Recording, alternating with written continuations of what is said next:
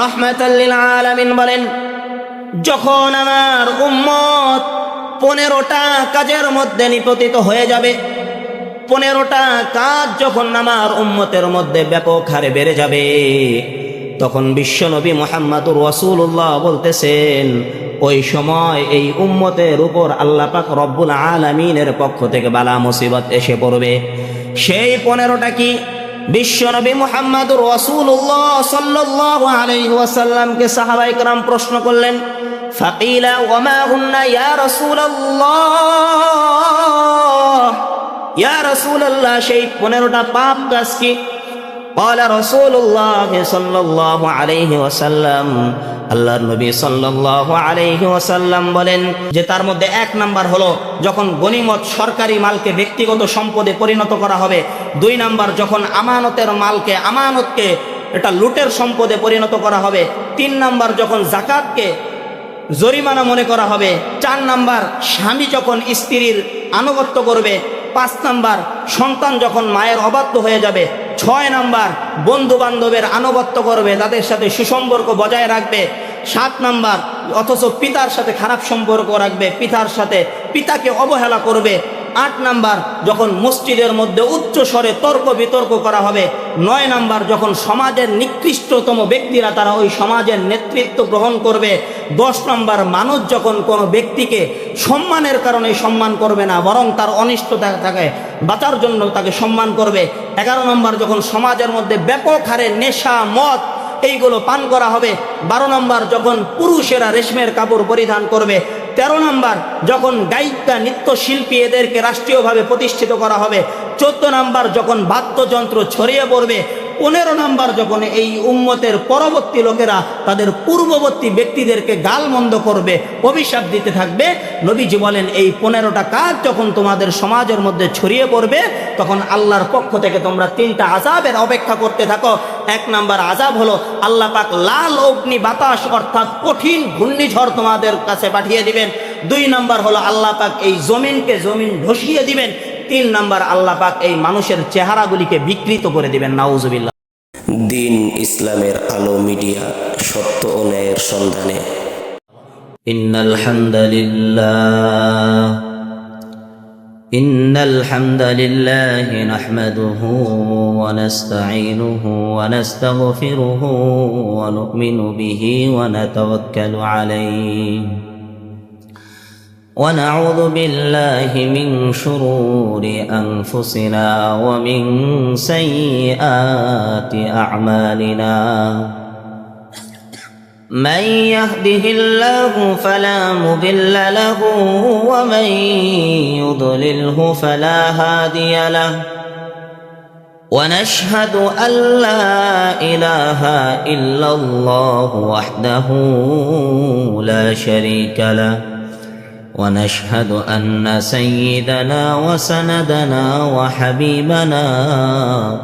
وحبيب ربنا وطبيبنا وطبيب قلوبنا ومولانا محمدا عبده ورسوله الذي أرسله الله تعالى بالحق بشيرا ونذيرا وداعيا إلى الله بإذنه وسراجا وقمرا منيرا أما بعد فأعوذ بالله من الشيطان الرجيم بسم الله الرحمن الرحيم يسألك الناس عن الساعة قل إنما علمها عند الله وما يدريك لعل الساعة تكون قريبا وقال تعالى في شان حبيبه إن الله وملائكته وملائكته يصلون على النبي يا أيها الذين آمنوا صلوا عليه وسلموا تسليما اللهم صل على محمد وعلى آل محمد كما صليت على إبراهيم وعلى آل إبراهيم إنك حميد مجيد اللهم بارك على محمد وعلى آل محمد كما باركت على إبراهيم وعلى آل إبراهيم إنك حميد مجيد سبحانك لا علم لنا إلا ما علمتنا إنك أنت العليم الحكيم আলহামদুলিল্লাহ আল্লাহ পাক রব্বুল আলামিনের দরবারে লাখো কোটি শুকরিয়া। আল্লাহ পাক রব্বুল আলামিন আমাদেরকে জুমার দিন আল্লাহর ঘর মসজিদে এসে বসার, কোরআন হাদিস থেকে কিছু আলোচনা করার এবং শোনার তৌফিক দান করেছেন, তাই আমরা সকলেই বলি আলহামদুলিল্লাহ। সম্মানিত মুসল্লিয়ানে কেরাম, এই যেই ফিতনা ফাসাদের জামানা চলতেছে, এখন যেই সময়টা চলতেছে, এটা অত্যন্ত ভয়াবহ একটি সময়। এই সময় একজন মুসলমানের জন্য ইমানদার হয়ে বেঁচে থাকা ঠিক ততটাই কষ্টকর, হাতের তালুর মধ্যে জ্বলন্ত অঙ্গার আগুনের কয়লা রাখাটা যতটা কষ্টকর, একজন মুসলমানের জন্য ইমানদার মুমিন হয়ে বেঁচে থাকা ঠিক ততটাই কষ্টকর। কারণ চারদিকে শুধু ফিতনা আর ফিতনা। আল্লাহর নবী সাল্লাল্লাহু আলাইহি ওয়াসাল্লাম হাদিসের মধ্যে বলে, যেমন একটা সময় আসবে অন্ধকার রাতের মতো তোমাদের নিকট ফিতনা পতিত হতে থাকবে। অন্ধকার রাতের মতো কেন বললেন? কারণ রাত যত গভীর হয় অন্ধকার তত বেড়ে যায়।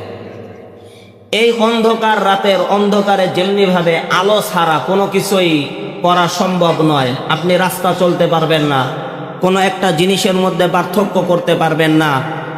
অন্ধকার যত গভীর হয় মানুষের জন্য চলাফেরা ততটা কষ্টকর হয়। তো আল্লাহর নবী বলতেছেন, এমন একটা সময় আসবে যে ফিতনা এই অন্ধকার রাতের মতো হবে, অর্থাৎ এত পরিমাণে ফিতনা বেড়ে যাবে যে মানুষ সত্য মিথ্যার মধ্যে পার্থক্য করাটা মানুষের জন্য কষ্টকর হয়ে যাবে, যে সময় এখন চলতেছে, ঠিক কিনা বলেন?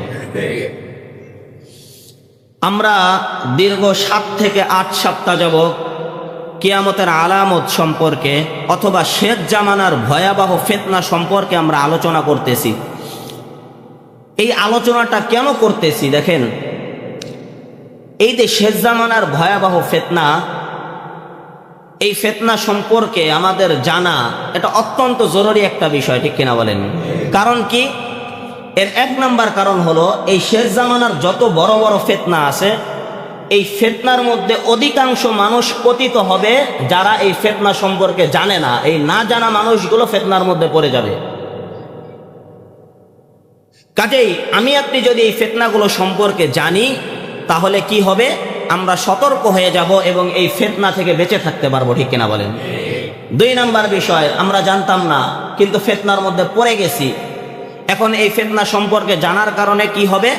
যে এই ফিতনা থেকে সহজেই আমরা বের হয়ে আসতে পারবো, কারণ আমরা তখন বুঝতে পারবো যে এটা ফিতনা আর এটা ফিতনা না। সুতরাং আমি যদি ফিতনার মধ্যে থেকে থাকি, তাহলে এই ফিতনা থেকে আমি আপনি সহজেই বের হয়ে আসতে পারবো, ঠিক কিনা বলেন? 3 নম্বর বিষয় হলো, এই ফিতনা সম্পর্কে জানলে আমি আপনি সতর্ক থাকতে পারবো, আপনার ঈমানটা মজবুতভাবে ধরে রাখতে পারবো। এই কারণে এই সময়ে, বর্তমান সময়ে এই ফিতনা সম্পর্কে আলোচনা বেশি বেশি হওয়া এটা অত্যন্ত জরুরি এবং কর্তব্য, ঠিক কিনা বলেন?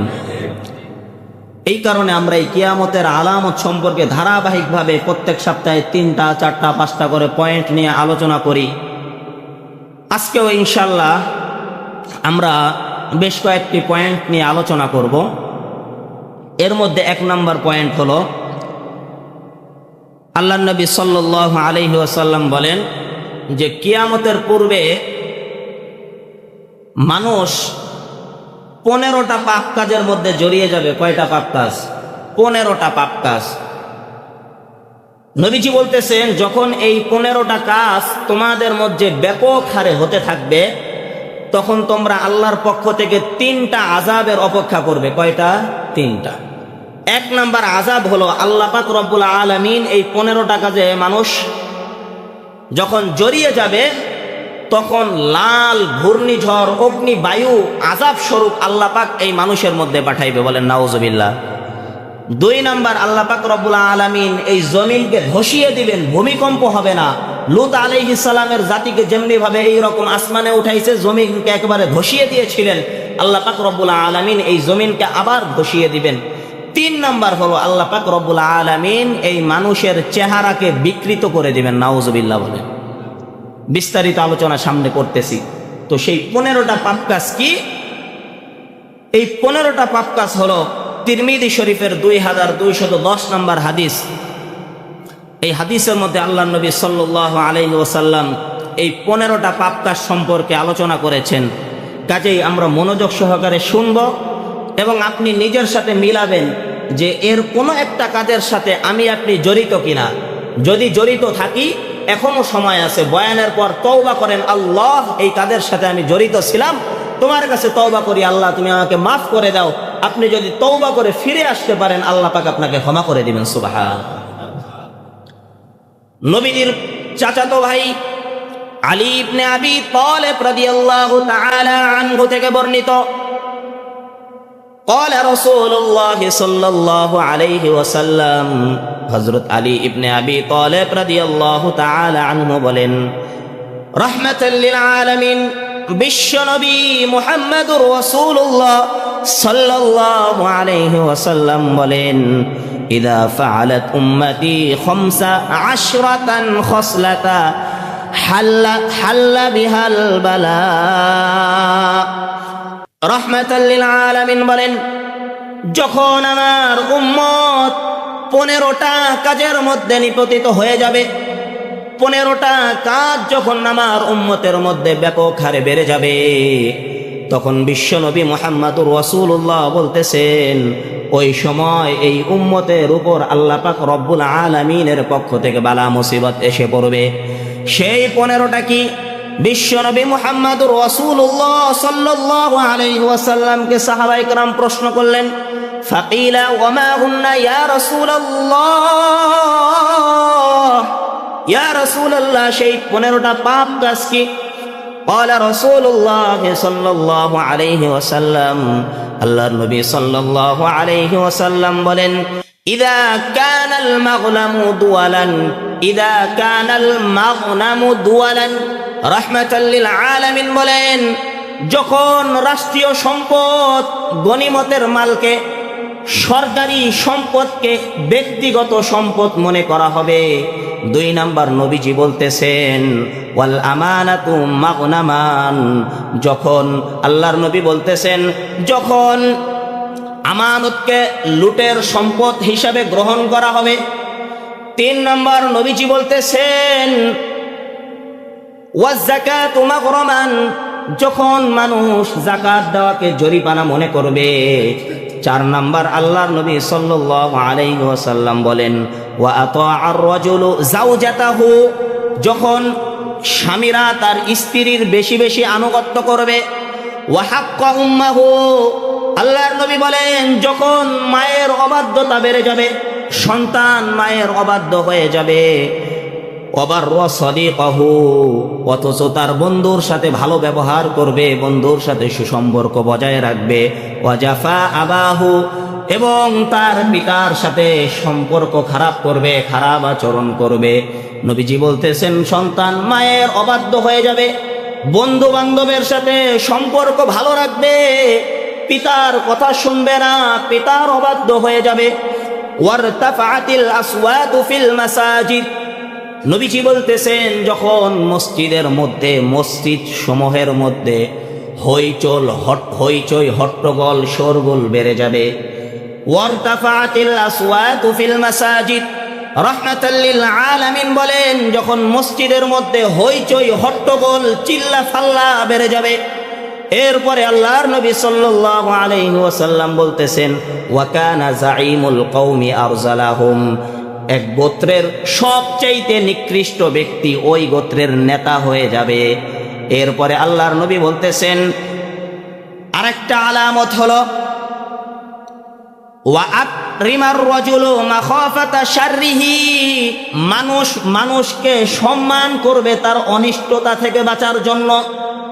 সম্মান স্বরূপ সম্মান করবে না, বরং তার অনিষ্টতা থেকে বাঁচার জন্য সম্মান করবে। যে তাকে যদি আমি সম্মান না করি, নেতা হিসাবে গ্রহণ না করি, আমার ঘর বাড়ি জ্বালিয়ে দিবে, আমাকে হত্যা করবে, এই রকম ভয়ে মানুষকে সম্মান করবে। এটাও কিয়ামতের একটি আলামত, আছে না নাই? প্রত্যেকটা পয়েন্ট নিয়ে আলোচনা করতেছি, আগে হাদিসের তরজমা শুনাইতেছি।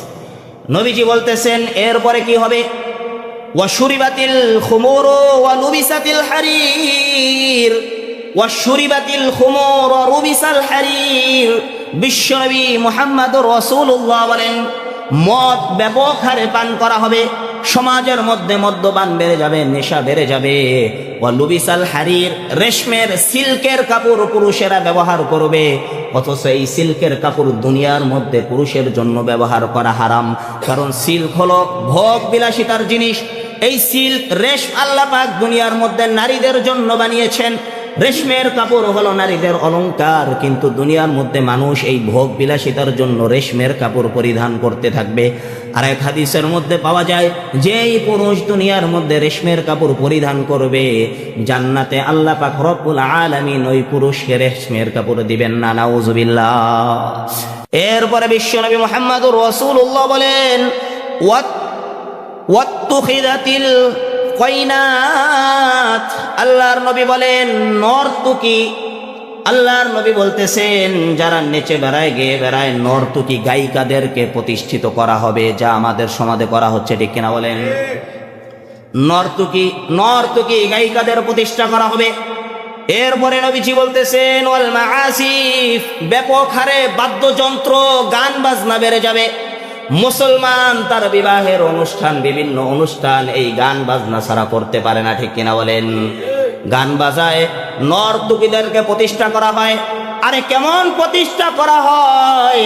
এই 24-এর এই আন্দোলনের পরেও দেখা যায় কিছুদিন পূর্বে বাংলাদেশের 65,000 স্কুলের মধ্যে প্রাইমারিতে গানের শিক্ষক শিক্ষিকা নিযুক্ত করা হয়।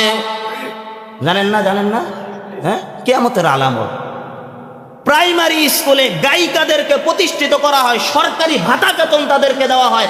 আমার আপনার ট্যাক্সের টাকার মাধ্যমে এই গায়িকাদেরকে রাষ্ট্রীয় বেতনের ব্যবস্থা করা হয়, অথচ আলাদাভাবে কোরআন শিক্ষার ব্যবস্থা স্কুলগুলোতে করা হয় না, ঠিক কিনা বলেন? এর চাইতে বড় দুঃখজনক আর কি বলবেন? হাদিসের মধ্যে নবীজি 1400 বছর আগে বলে গিয়েছেন এই নর্তকী গায়িকাদেরকে প্রতিষ্ঠিত করা হবে। প্রতিষ্ঠিত করার মানে কি? রাষ্ট্রীয়ভাবে তাদেরকে স্বীকৃতি দিয়ে এই বাংলাদেশের মতো রাষ্ট্রের মধ্যে 65,000 গায়ক গায়িকাদেরকে স্কুল শিক্ষক হিসেবে তাদেরকে নিযুক্ত দেওয়া হয়। এর চাইতে বড় লজ্জাজনক এই মুসলমানদের জন্য আর কিছু হতে পারে না, ঠিক কিনা বলেন? মুহতারাম হাজিরিন, এরপরে আল্লাহর নবী বলতেছেন ওয়ালাআনা আখিরু হাযিহিল উম্মতি আউওয়ালাহা, বিশ্বনবী বলতেছেন এই উম্মতের শেষ জামানার লোকেরা তার পূর্ববর্তী লোকেদেরকে গালমন্দ করবে, লানত করবে। নবীজি বলতেছেন যখন এই কাজগুলি তোমাদের সমাজের মধ্যে বেড়ে যাবে, ফালিয়ারতাকিবু ইনদা যালিক, ওই সময় তোমরা অপেক্ষা করতে থাকো। 3টা বিপদ আল্লাহ পাক তোমাদের উপর চাপাই দিবে। 1 নাম্বার রিহান হামরা, আল্লাহ পাক রব্বুল আলামিনের পক্ষ থেকে লাল বাতাস অর্থাৎ ঘূর্ণিঝড় অগ্নিবায়ু তোমাদেরকে গ্রাস করে নেবে। 2 নাম্বার খসফান, আল্লাহ পাক রব্বুল আলামিন এই জমিনকে ধসিয়ে দিবেন। কিছুদিন আগেও তো আফগানিস্তানে ভূমিকম্প হয়েছে না? 3 নাম্বার নবীজি বলতেছেন ওয়া মাসখান, এই কুকর্মগুলো যখন সমাজের মধ্যে বেড়ে যাবে, তখন নবীজি বলতেছেন তখন আল্লাহ পাক রব্বুল আলামিন মানুষের চেহারাকে বিকৃত করে দিবে। নাউজুবিল্লাহ। আর এক হাদিসের মধ্যে পাওয়া যায়, গত জুমায় এর আগের জুমায় বলেছিলাম যে এমন একটা সময় আসবে যে মানুষ মদ পান করতেছে, নর্তকীরা নাচতেছে, আল্লাহ পাক রব্বুল আলামিন এমন সময় তাদের উপর আযাব নাজিল করবে, ওই মানুষের চেহারাগুলি আল্লাহ পাক শূকর এবং বানরের আকৃতি বানিয়ে দিবে। নাউজুবিল্লাহ।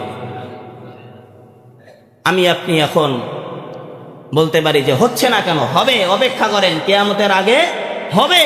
এই সময়গুলি এখন চলতেছে। যদি নবীজি দোয়া না করতেন আল্লাহর কাছে যে আল্লাহ আমার উম্মতকে তার পাপের কারণে সরাসরি ধ্বংস করে দিও না, তাহলে কি হতো? এই যেই পরিমাণ পাপ আমাদের সমাজের মধ্যে হচ্ছে, আল্লাহ পাক এই দুনিয়াকে সাথে সাথে ধ্বংস করে দিতেন। ঠিক কিনা বলেন? এই 1400 বছর দুনিয়া আর টিকে থাকতো না। যেহেতু এই কথা নবীজি বলছেন, আমার উম্মতকে আল্লাহ পাক হেফাজত করবেন, পাশাপাশি আল্লাহর ওয়াদা কিয়ামত হবে। সুতরাং কিয়ামতের আগে এই পাপগুলি সমাজের মধ্যে হওয়ার পর আল্লাহ পাক এই দুনিয়াকে ধ্বংস করে দিবেন। নাউজুবিল্লাহ বলেন। মুহতারাম হাজিরিন, এই যে 15টা পাপের কথা বললাম, এবার আসুন আমরা বিস্তারিতভাবে আলোচনা করি। 1 নাম্বার, নবীজি সাল্লাল্লাহু আলাইহি ওয়াসাল্লাম বলতেছেন, ইদা কানাল মাগনামু দুয়ালান, যখন রাষ্ট্রীয় সম্পদ, গনিমতের মাল, সরকারি সম্পদকে ব্যক্তিগত সম্পদে পরিণত করা হবে, তখন তোমরা কিয়ামতের অপেক্ষা করতে থাকো।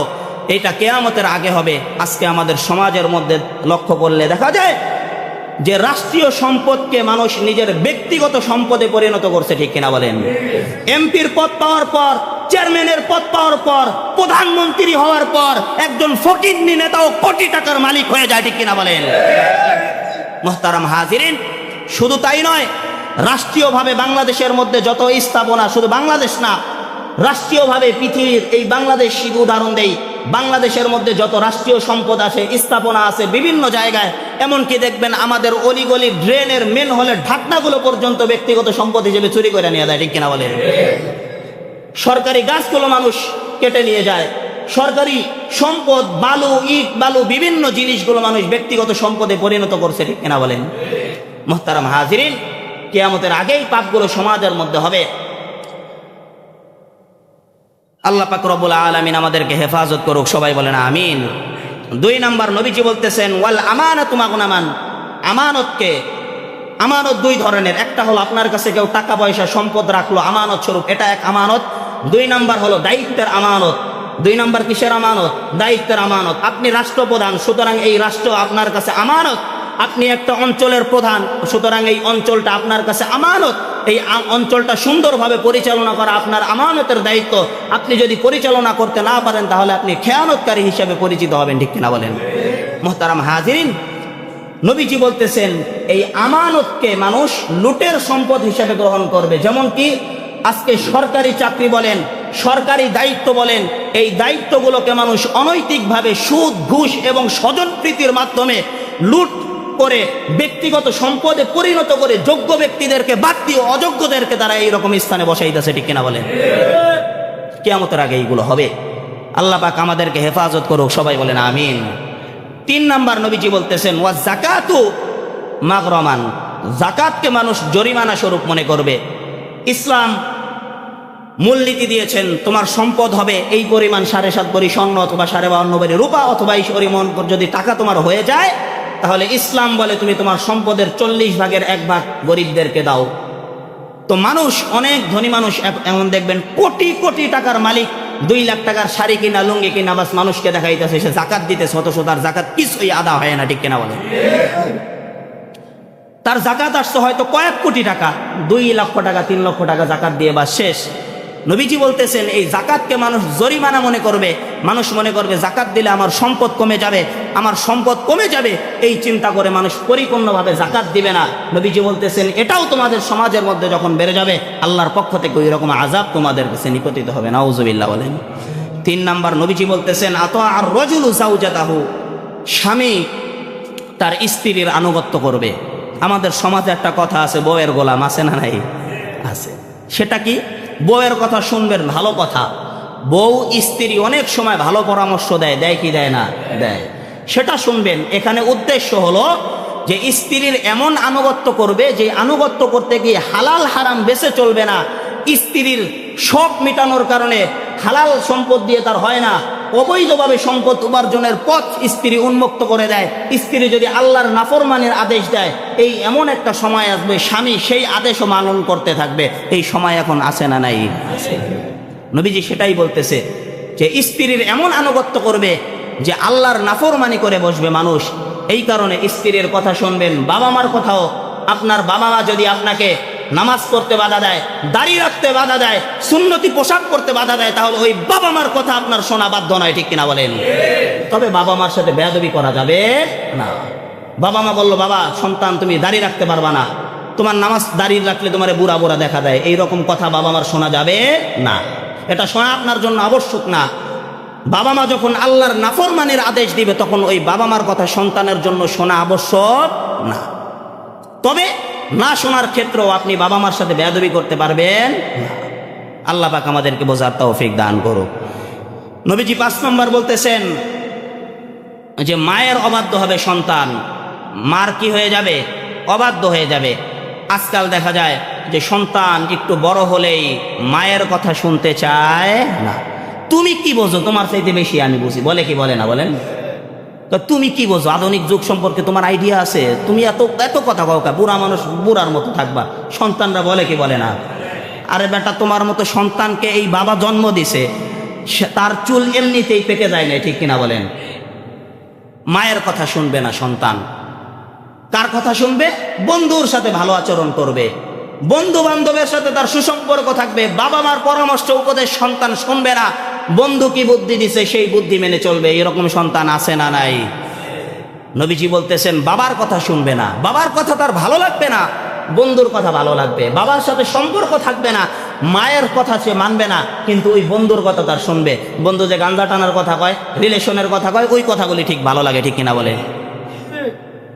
আল্লাহ পাক আমাদের যুবকদেরকে হেফাজত করুক, সবাই বলেন আমিন। সবাইকে আল্লাহ পাক রব্বুল আলামিন, মা বাবা সন্তান উভয়কেই আল্লাহ পাক রব্বুল আলামিন হেফাজত করুক, সবাই বলেন আমিন। 4 নাম্বার, 8 নাম্বার নবীজি বলতেছেন ওয়ারতাফাআতিল আসওয়াতু ফিল মাসাজিদ। আল্লাহর নবী বলেন মসজিদে উচ্চ স্বরে তর্ক বিতর্ক হবে, হইচই হবে, হট্টগোল বেড়ে যাবে। আমাদের সমাজের মধ্যে মনে হয় এটা নাই। আছে? নবীজি বলে গেছেন, আমার বানানো কথা না, হাদিসের কথা। তিরমিজি শরীফ খোলেন, তিরমিজি শরীফ খোলার পর আপনি হাদিস দেখেন। তিরমিজি শরীফ 2210 নম্বর হাদিস, যে মসজিদের মধ্যে হট্টগোল তর্ক বিতর্ক এটা বেড়ে যাবে, যেটা আমাদের সমাজের মধ্যে কত পার্সেন্ট বলবো আর কি, ধরেন 90% মসজিদের মধ্যে এই সমস্যা আছে না নাই? মানে কি, দেখবেন অনেক মানুষ আছে ক্ষমতা বাহিরে জাহের করার কোনো সুযোগ নাই, মসজিদে আইলে তার ক্ষমতা খুব বেড়ে যায়, আছে না নাই? মানে গলার আওয়াজ এমন বেড়ে যায় যে সে কি যেন হয়ে গেছে, ঠিক কিনা বলেন? অথচ সমাজের মধ্যে তারা কেউ গণায়ও ধরে না। এইরকম লোক আইসা মসজিদে বাকনামি করে, আছে না নাই? এটা অধিকাংশ বাংলাদেশের মসজিদে এইরকম আছে যে মসজিদে একটা কিছু হইলেই বাস গলার আওয়াজ তার বেড়ে যায়, আছে না নাই? ভাই তওবা করেন, আল্লাহর কাছে মাপ চান। নিজের জীবন নিজে ধ্বংস করতেছেন। মসজিদ, আপনি রাজা হন, প্রজা হন, প্রধানমন্ত্রী যেই হন না কেন, আপনি এই মসজিদে আসলেন আল্লাহর গোলাম, ঠিক কিনা বলেন? কাজেই আপনার পাওয়ার এই মসজিদের মধ্যে চলবে না, ঠিক কিনা বলেন? মসজিদে যদি পাওয়ার চলে, একমাত্র চলবে আল্লাহর পাওয়ার, ঠিক কিনা বলেন? এই মসজিদের মধ্যে আপনি যেই হন না কেন, আপনার উচ্চ আওয়াজে কথা বলা ইসলাম এটা সমর্থন করে না। কোনো কিছুর সমাধান করতে হলো নিম্ন স্বরে আদবের সাথে, মসজিদের আদব রক্ষা করে আমাদেরকে করতে হবে, ঠিক কিনা বলেন? আল্লাহ পাক আমাদেরকে বোঝার তৌফিক দান করুক, সবাই বলেন আমিন। নবীজি বলতেছেন ওয়া কানা যাঈমুল কওমি আরযালাহুম, সমাজের মধ্যে সবচাইতে নিকৃষ্ট ব্যক্তি, একটা কওমের সবচাইতে নিকৃষ্ট ব্যক্তি, এই সমাজের নিকৃষ্ট ব্যক্তি ওই কওমের নেতা হবে। আমাদের বাংলাদেশে আছে না নাই? এই আছে না নাই? সমাজের নিকৃষ্ট ব্যক্তি নেতা হবে। ওই যে উত্তরবঙ্গে এক ব্যক্তি চোর চুরি করে ধরা খাইছে, নাম জানি কি? সিদ্দিক চোর। সে চুরি করে ধরা খাওয়ার পর সে ভাইরাল হয়ে গেছে। এখন যে কোনো বড় বড় অনুষ্ঠানের প্রধানমন্ত্রীকে সিদ্দিক চোর, প্রধান অতিথিকে সিদ্দিক চোর। এই হলো আমাদের বাংলাদেশের অবস্থা। বিগত আমলে দেখেন নাই, খেলোয়াড়, গায়িকা, নায়িকা, নর্তকীদেরকে তারা এইরকম এমপির পদ দিয়েছিল, ঠিক কিনা বলেন?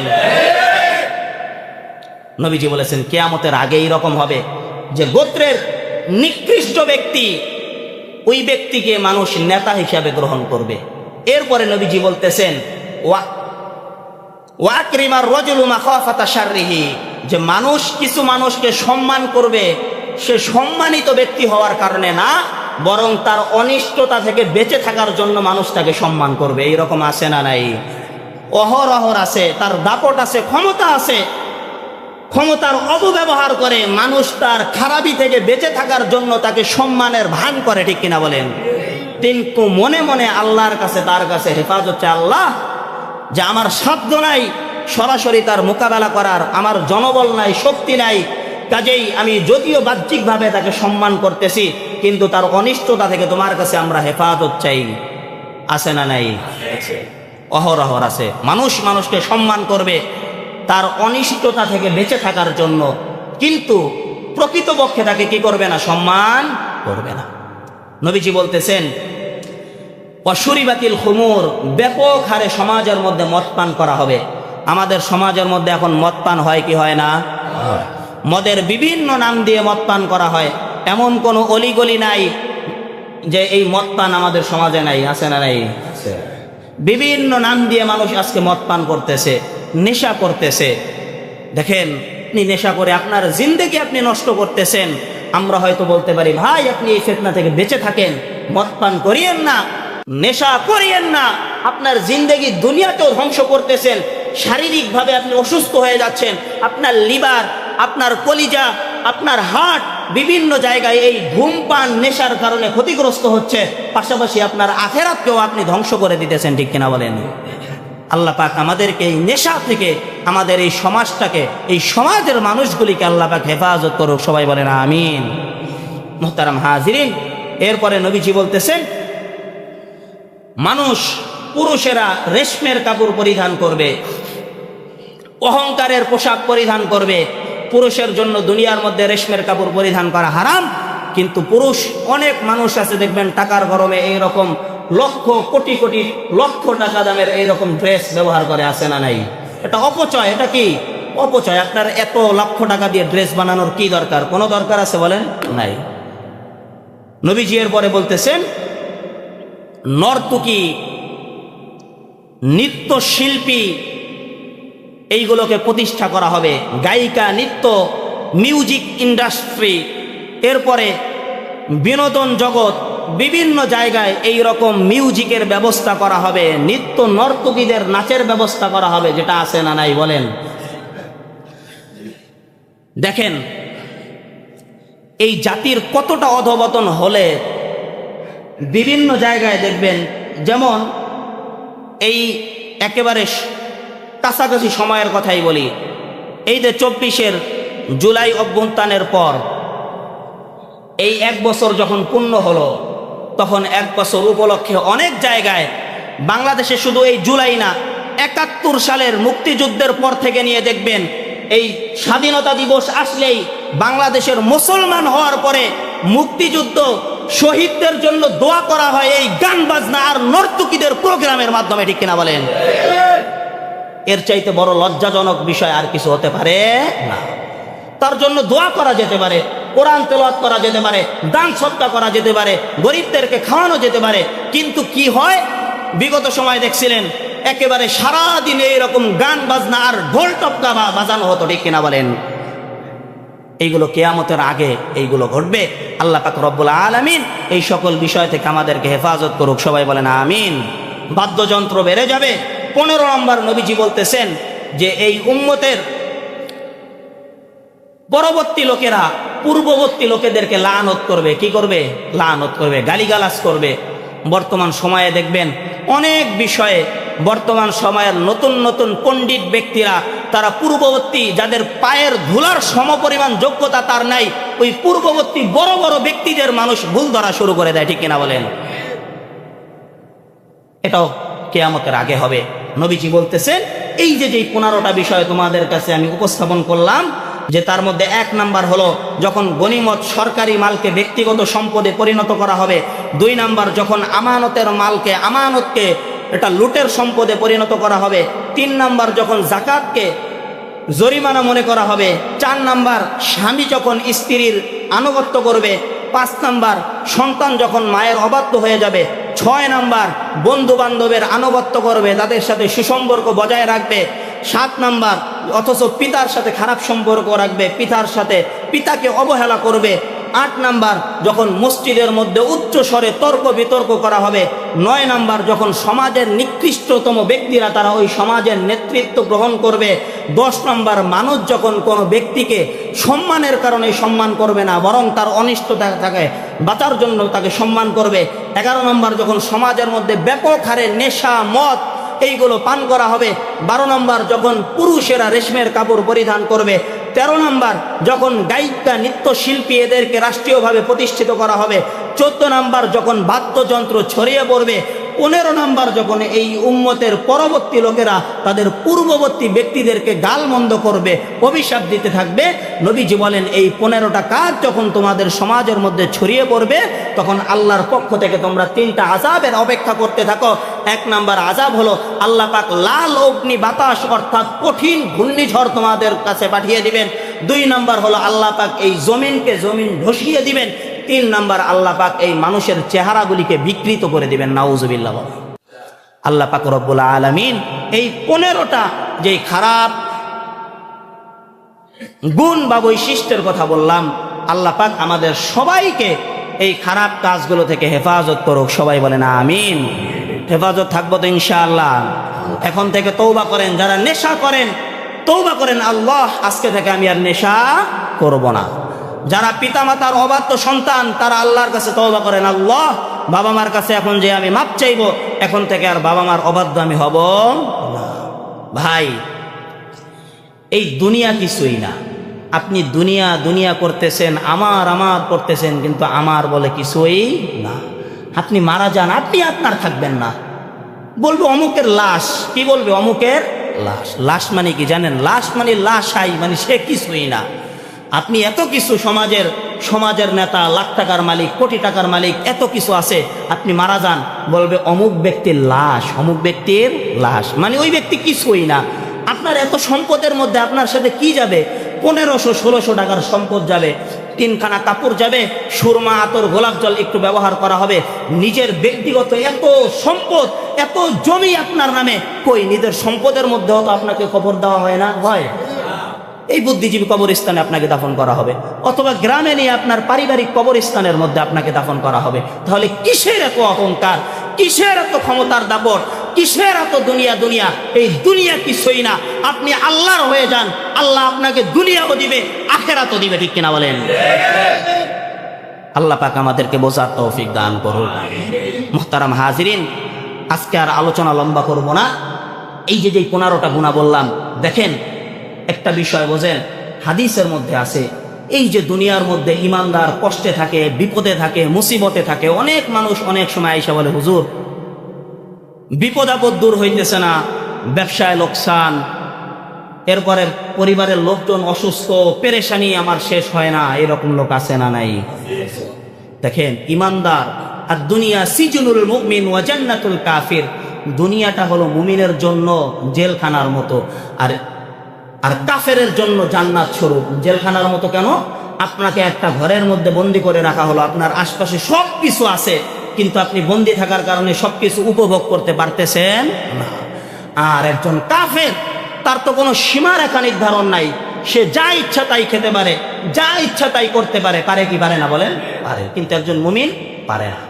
এই যে পারে না, দুনিয়ার মধ্যে আমি আপনি কষ্ট করতেছি, এই কষ্টের প্রতিদান আল্লাহ পাক কি দিবেন? দেখেন ইবনে মাজাহ শরীফের একটা হাদিস, কাল কিয়ামতের ময়দানে আল্লাহ পাক রব্বুল আলামিন এই দুনিয়ার মধ্যে যে সকল ইমানদার ব্যক্তিরা কষ্টে ছিল, বিপদে ছিল, এই রকম একজন কষ্টে নিপতিত ব্যক্তিকে হাজির করা হবে আল্লাহর কাছে।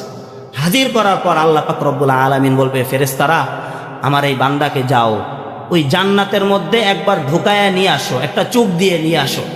ফেরেশতারা এই বান্দাকে জান্নাতের মধ্যে নিয়ে যাবে, নিয়ে আবার আল্লাহর কাছে আসবে। আসার পর আল্লাহ পাক রব্বুল আলামিন ওই বান্দাকে প্রশ্ন করবে, বান্দা দুনিয়ার মধ্যে কি তোমাকে কোনো বিপদ, কোনো দুঃখ, কোনো কষ্ট স্পর্শ করেছিল?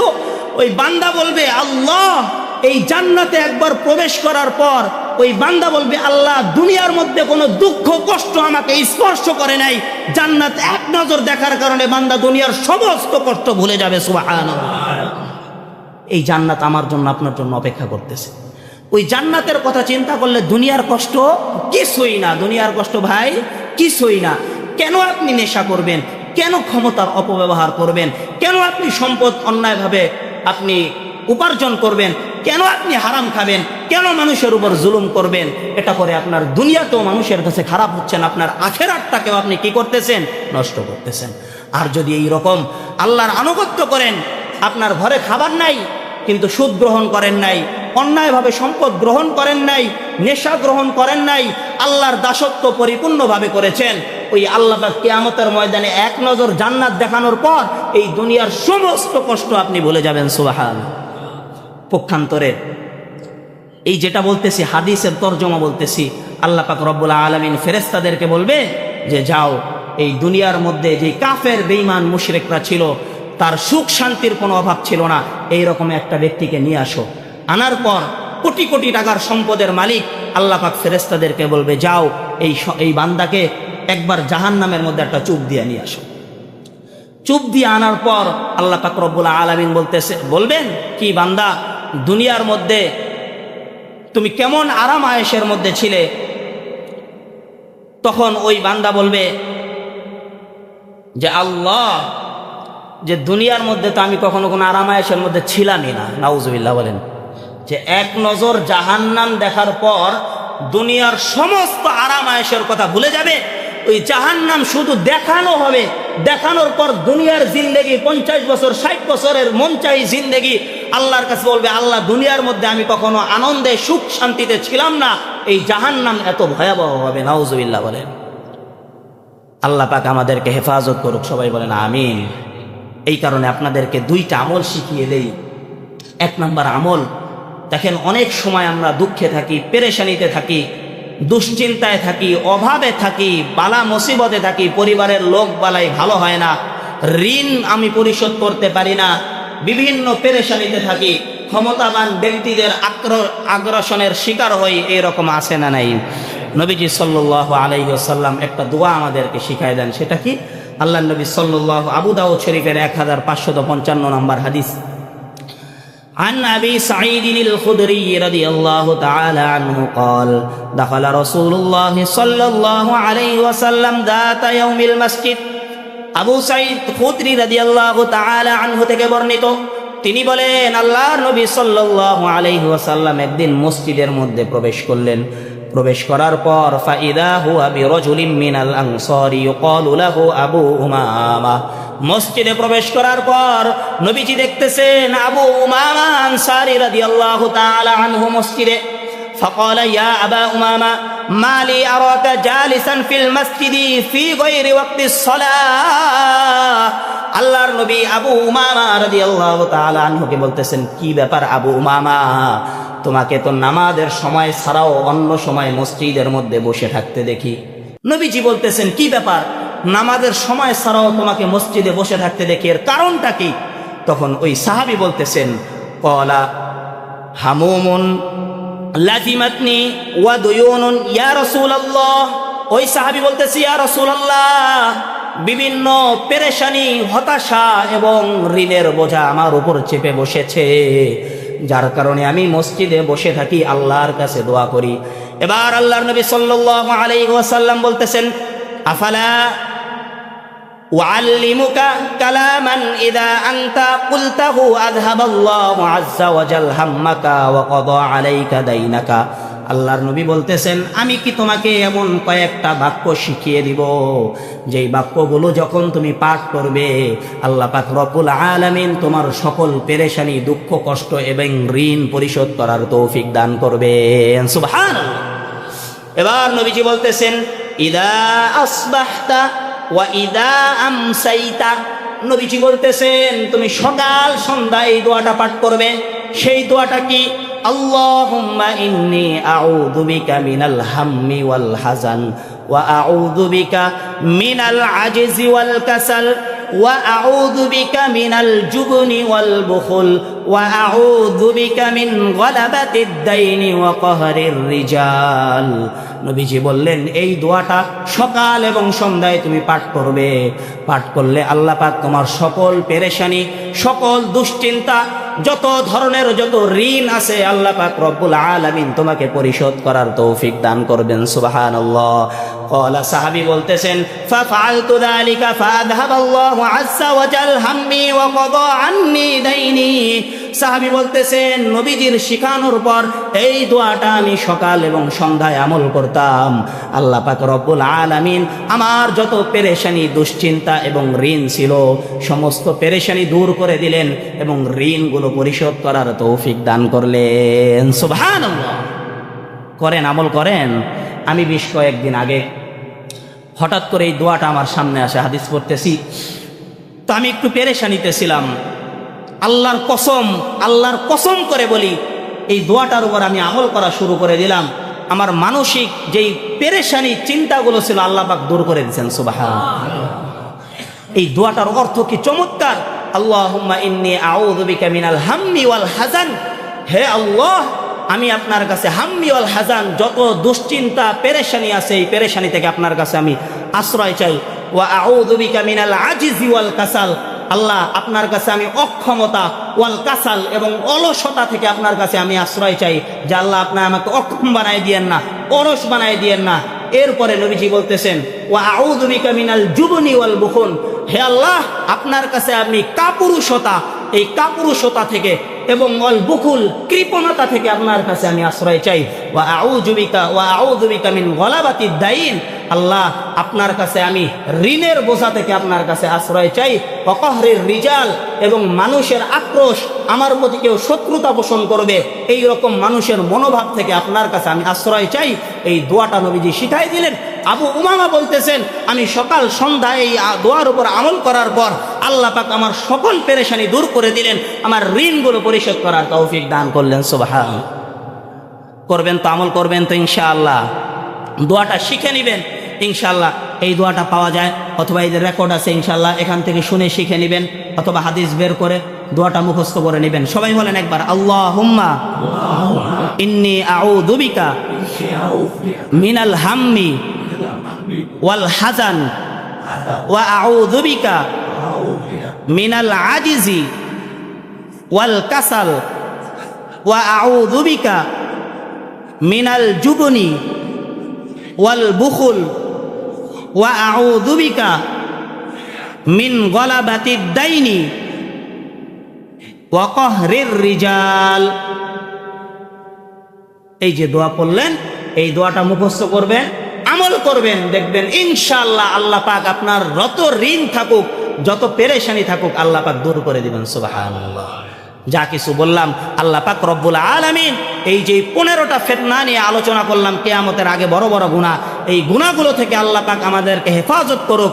পাশাপাশি আল্লাহ পাক রব্বুল আলামিন এই গুনাহ থেকে বিরত থাকার তৌফিক দান করুক, এবং যেই দোয়া বললাম এই দোয়ার উপর আল্লাহ পাক আমাদেরকে আমল করার তৌফিক দান করুক। সবাই বলেন আমিন।